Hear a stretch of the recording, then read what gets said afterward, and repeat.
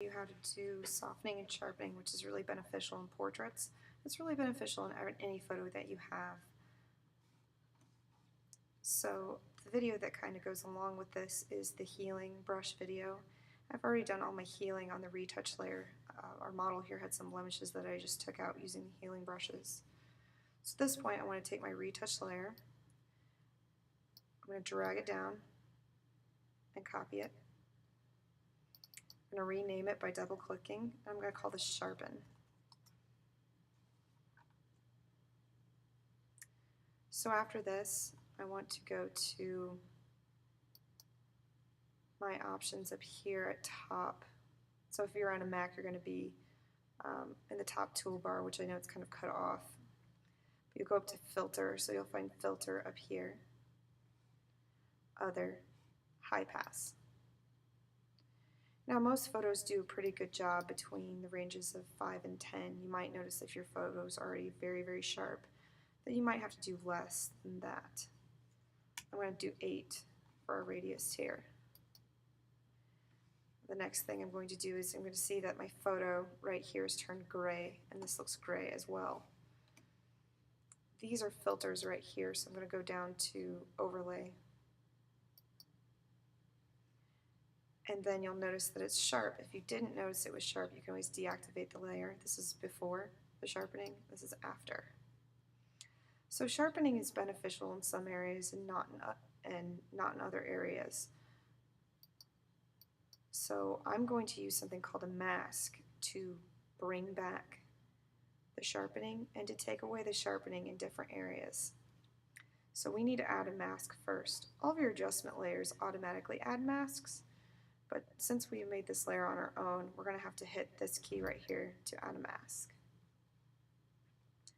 The cool thing about masks is that we can take away parts of an edit or selectively keep parts of an edit in a photo. One thing to keep in mind when we're masking is that black takes things away and white brings them back. So we want to make sure that you're on the mask. It's very, very important. Anytime you're on the photo, Photoshop is just going to see any color that you put in as either being black or white, and it's going to actually paint the photo just like it would in MS Paint. But if we're on the mask, it sees black as taking out an edit and white as bringing that edit back. If you don't see a black and white square, hit these tiny squares above and it kind of resets it. Anytime you're moving between the two, you always want to use the arrows. Don't actually click on them because this is now it's a color picker, so it's actually changing the color, and at any time if you adjust this to select a black over here, it's no longer seeing it as masking, it's seeing it as an actual value of color.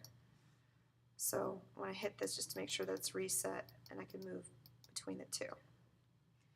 So I'm going to get something called my paint bucket here, and if you don't see it, it's usually under the gradient tool. So I'm getting my paint bucket, making sure I'm on the mask, and I'm clicking on my photo. So remember I said black takes things away, so you'll notice that my mask turned black. So essentially what I did is I just took away all my sharpening. And the reason why I did that is because I only want it in certain areas, and I can bring it back with my white brush. So I'm going to switch to my white brush. I'm going to switch, it's white. I'm going to get just a regular brush. Now be very careful because in Photoshop there's all kinds of things that look like a brush.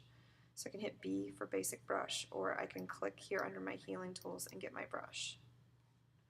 I can make this bigger and smaller using my bracket keys. And places where I want to keep sharpening: eyes, hair, lips, jewelry, anything that we want to stand out. Now if we bring it back in the skin, you'll notice that even though our model is very young, it would bring back these kind of creases in her eyes, and it might even show us some of the blemishes we already took out. So I'm going to make this slightly smaller than the eye. I can hit Command plus to get closer to see what I'm doing. Things to check up here, make sure it says normal, your opacity. Now if I have my opacity at 100%, this says I'm going to bring back the sharpening 100%. If that's too much, I can always tone my opacity down. So at 100%, I'm going to bring the sharpening back in the eye and the eyelashes. the eyebrows,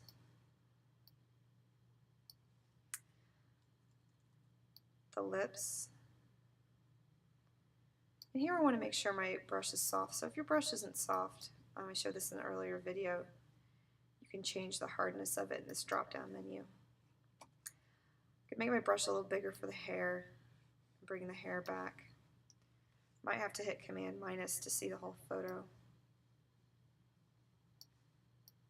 So I'm bringing her hair back. Maybe I bring her jewelry back, but I'm avoiding her skin. And if you don't think I've really done anything to the photo, again, I can deactivate this layer. This is before, this is after. Before and after. There's an option here to actually take this whole layer and copy it again, and it doubles the sharpening. I'll show you what that looks like in a second, but one thing to pay attention here is, as I look at my mask, I can almost see the face. I see lips, and I see a little eye, and the eyebrow, and the hair. So this means that the only part that's sharpened in this photo is everything that's white. Everything that is black is not sharpened. So I could take this and double it over, but in some cases it makes it overly sharp, and you might decide not to do that. I noticed up in the eyebrow here it's getting a little overly sharp.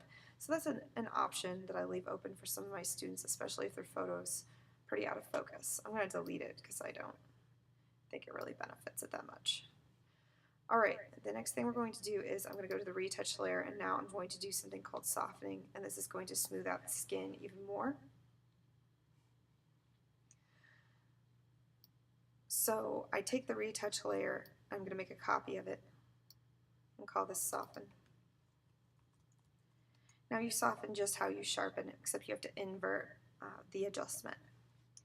So again, I'm going to go up here to the top, and I know you can't see it, but it's going to be on our top taskbar where it says Filter, Other, High Pass.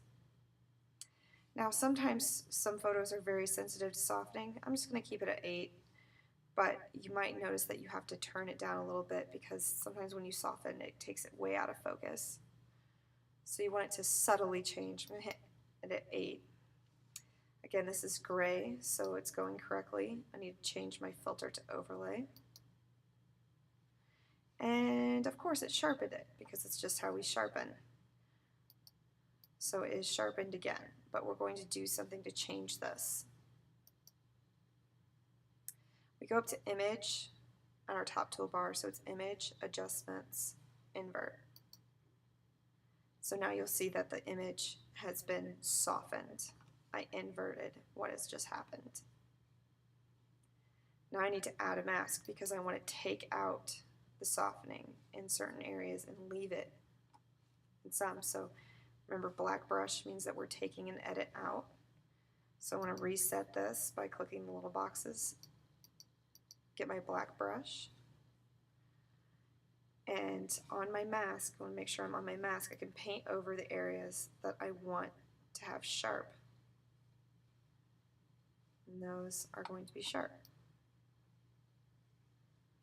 So I'm bringing back the hair. I don't want the eye to be soft, so painting over the eye, over the eyebrow, over the lips, jewelry. I like to bring stuff like that back. Now if I decide on the skin that it's a little too soft, what I could do is I could turn my opacity down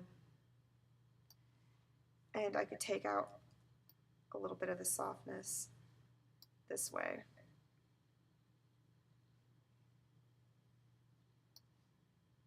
So I turn the softness down by changing the opacity.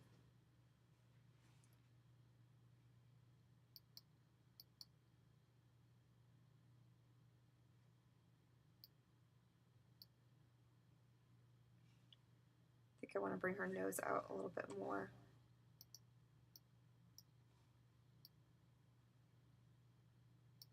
So I'm going to bring it back. All right. This concludes softening and sharpening. I'm going to finish out this edit, part 3, of a portrait.